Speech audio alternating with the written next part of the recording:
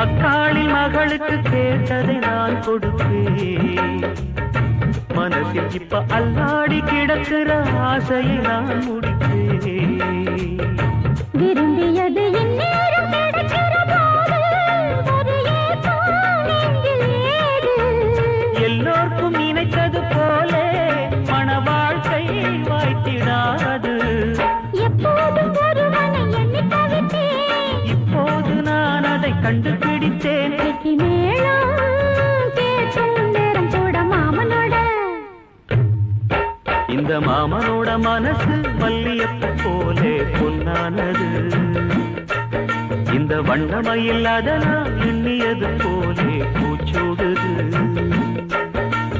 புத்தால கொடுமையும் கூடி வருது, சந்தோஷ நினைப்பொரு கோடி வருது. சொல்ல வார்த்தை ஏதும் இல்லை மாமனோட